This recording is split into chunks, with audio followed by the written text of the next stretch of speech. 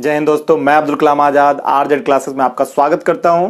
हम लोग पढ़ रहे थे linear equation in two variables, exercise 3 और 3.1 का पहला क्वेश्चन हम लोगों ने सॉल्व कर रखा था लास्ट वीडियो में। इस वीडियो के अंदर हम लोग सेकेंड क्वेश्चन पे चर्चा करेंगे, तो शुरू से लेकर अंत तक वीडियो जरूर देखिएगा, जिससे कि आपको ये आसानी से समझ में आ सके कि आप कैसे इक्वेशंस को सॉल्व करते हैं, इक्वेशंस कैसे बनाते हैं, उनका ज्यामितीय निरूपण या ग्राफी रूप कैसे आप प्रदर्शित करते हैं। तो चलिए शुरू करते हैं। Question number 2।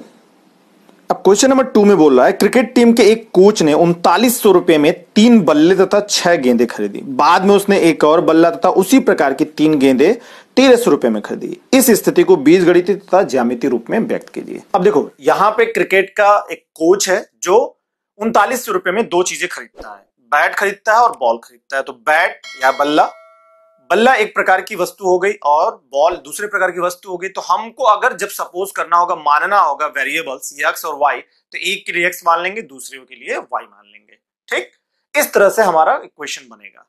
अब यहां पे देखो, दोनों चीजें खरीद रहा है कितने रुपए में? 3900 रुपए में। फिर बाद में तो पहले कंडीशन को समझ लिया हमने कि हम लोग को बल्ले के लिए या बॉल के लिए, किसी के लिए भी एक्स और किसी के लिए भी वाई हम लोग मान सकते हैं। तो सबसे पहले चलो यही काम करते हैं, ठीक ना। तो बल्ले की कीमत मान लेते हैं, माना एक बल्ले की। अब एक बल्ला की कीमत अगर हम लोग को मालूम रहेगा तो ज्यादा निकाल सकते हैं ना। एक बल्ला की कीमत, एक बल्ले की कीमत क्या होगा? आप मान लीजिए एक्स रुपया, ठीक। और एक गेंद की कीमत मान लीजिए वाई रुपया। तो अब आपने मान लिया एक्स रुपया बल्ले की कीमत है और वाई रुपया क्या है? गेंद की कीमत है। क्वेश्चन बोल रहा है कोच ने 3900 रुपया में 3 बल्ला और 6 गेंदें खरीदी। तो देखो, रुपया है तो हम लोग को इसको रुपये में ही तो मानना पड़ेगा, तभी तो टोटल रुपया, अगर हम जो भी 3 बल्ले और 6 गेंदें हैं उनके जब हम पैसे निकालेंगे तो वो चीजें आएंगी। ठीक, बात समझ में आया? तो यहां पे आप देखो, इक्वेशन बनाने के लिए हम लोग को क्या करना पड़ा। हमारे पास कितने बल्ले हैं? 3 बल्ले हैं। एक बल्ले की कीमत कितना है? एक्स रुपया। तो 3 में मल्टीप्लाई कर देंगे तो तीनों बल्लों का दाम निकल जाएगा। अगर उसको हम क्या कर दें, गेंद के पैसे में जोड़ देंगे, और एक गेंद का दाम वाई रुपया है और 6 गेंदों का दाम क्या होगा? 6 से मल्टीप्लाई कर दें तो 6 वाई हो जाएगा। और ये दोनों रुपया मिला करके कुल 3900 रुपये ही तो है भाई। उस कोच के पास कितने रुपए हैं? 3900 रुपये है। तो 3900 रुपये में इन दोनों चीजों को खरीदता है, 3 बल्ले और 6 गेंदों को। देखो 3 से इसमें भाग चला जाएगा, एक्स प्लस 2y बराबर 1300। ये आपका समीकरण 1 बन गया, एक इक्वेशन बन गया। आपने इसको अलजेब्रिक फॉर्म में लिख दिया। अब दूसरे कंडीशन के अनुसार, दूसरा कंडीशन हमारा क्या कहता है? दूसरा कंडीशन बोल रहा है कि उसी कोच ने बाद में, अब दूसरा कंडीशन हमारा क्या कहता है? उसी कोच ने बाद में एक बल्ला और 3 गेंदें 1300 रुपए में खरीदी। एक बल्ला और 3 गेंदें 1300 रुपए में खरीदी। तो एक बल्ले की कीमत एक्स रुपया और 3 गेंदों की कीमत 3y, और ये कितने में खरीदा? 1300 रुपए में। तो ये बन गया आपका समीकरण 2। आपने इसको ज्यामितीय रूप, बीजगणितीय रूप में प्रदर्शित कर दिया। आपने बीजगणित बना दिया इक्वेशन, आपको क्वेश्चन फॉर्मेट में दिया था, आपने इसको अलजेब्रिक रिलेशन फॉर्म में आपने लिख दिया, बीजगणितीय रूप में लिख दिया। ठीक, अब आपसे बोल रहा है इसका ज्यामितीय निरूपण भी करिए, यानी कि ग्राफ बनाइए। ठीक, तो ग्राफ बनाने के लिए सबसे पहले हम लोग को क्या करना है? पहला समीकरण ले लेते हैं। ठीक, तो समीकरण 1 से, एक हमारा x प्लस 2y बराबर 1300 है। देखो, अगर हम चाहें तो चार्ट बना करके, बॉक्स बना करके भी रख सकते हैं, या हम चाहें तो अलग अलग वैल्यू रख करके भी कर सकते हैं, आपकी मर्जी है, जैसे आपको आसान लगे। जैसे x बराबर यहां पे आप रख लो 0, तो x बराबर 0 रखोगे तो क्या हो जाएगा? देखो, 0 प्लस 2y बराबर 1300। तो y बराबर क्या मिलेगा? 1300 बाई 2 बराबर 650। ठीक, एक बिंदु आपको, x बराबर आपने 0 रखा तो y बराबर आपको क्या मिला? 650। तो बिंदु मिल गया आपको 0 और 650, एक बिंदु मिल गया। अब x बराबर आप रख लो 100, रख लो। x बराबर 100 रखेंगे, उधर जाएगा 200। हाँ, x बराबर 100 ही रख लो। तो x बराबर 100 रख लो, तो y बराबर देखो क्या हो जाएगा? 100 प्लस 2y बराबर 1300। तो यहां पे देखो 2y बराबर 1300 माइनस 100 तो y बराबर क्या हो जाएगा यहाँ पे 1200 बटा 200 यानी कि 600। तो यहाँ पे आपको बिंदु मिल गया। x बराबर आपने जब रखा 100 तो y बराबर आपको मिला 600। तो बिंदु आपके पास हो गया 100 और 600। तो ये आप लिख लो ऐसे।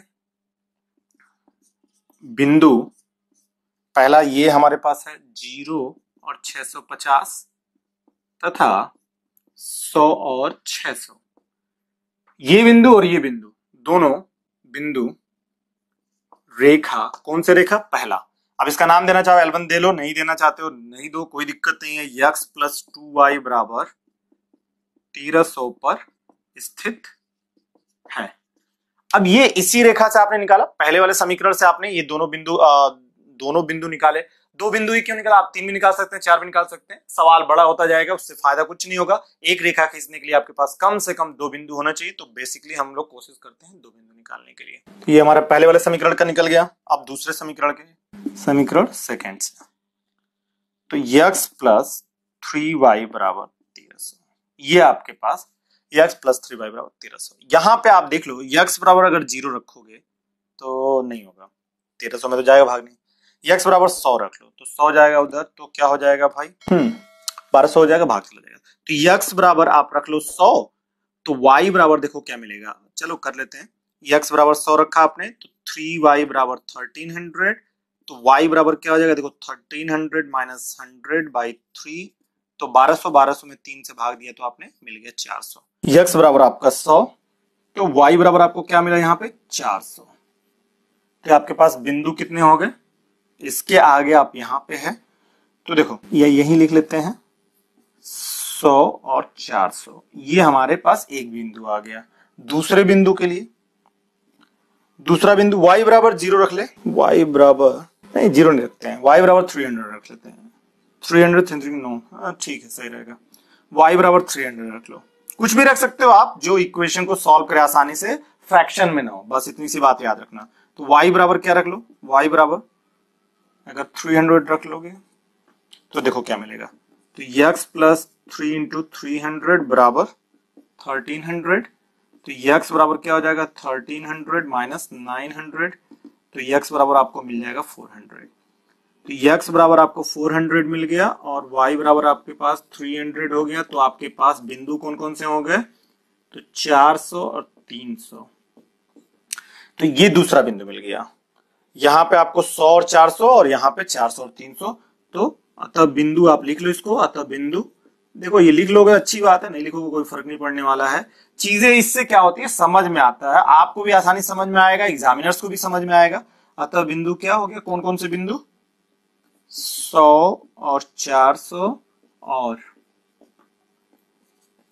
400 और 300 रेखा x प्लस 3y बराबर 1300 पर स्थित है।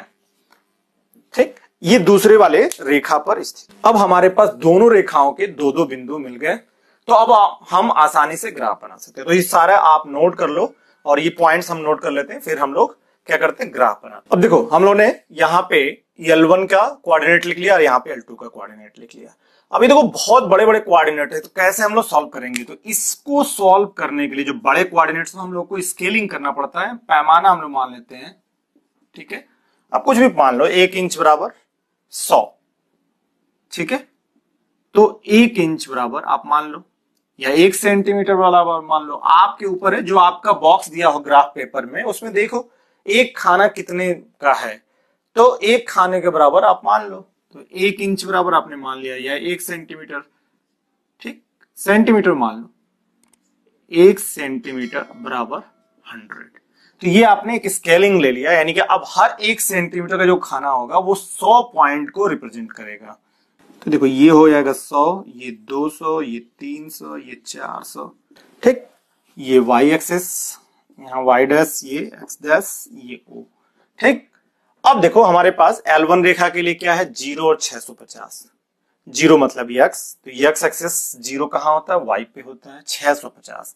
तो देखो ये बीच वाला 650 होगा, तो ये आप नोट कर लो इसको, यहाँ पे 0 और 650, ठीक।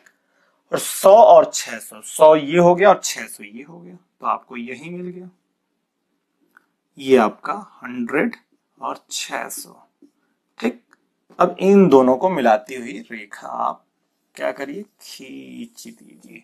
तो ये आपके पास ये हमारा L1 रेखा है। ठीक, अब L2 रेखा बना लो, 100 और 400। तो x 100 और y आपका 400। तो ये आपका 100 और 400। ठीक, और 400 और 300, तो 400 ये 300 ये, तो ये हमारा हो गया 400 और 300। और इन दोनों को आप मिला दो, तो ये आपका L2 रेखा हो गया। ठीक, ये यहां कट रहे हैं, वहां पे इनका सोल्यूशन होगा, लेकिन सोल्यूशन आपसे नहीं पूछा हुआ है।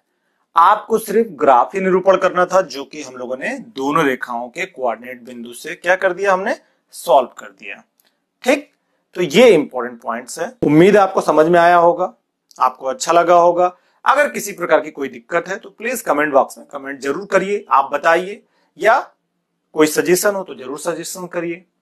अगर आपको वीडियो अच्छा लगता है तो प्लीज लाइक करें, सब्सक्राइब करें अगर आप हमारे चैनल पर नए हैं, और ज्यादा से ज्यादा शेयर करें। तो मिलते हैं नेक्स्ट वीडियो में नेक्स्ट क्वेश्चन के साथ, तब तक के लिए जय हिंद।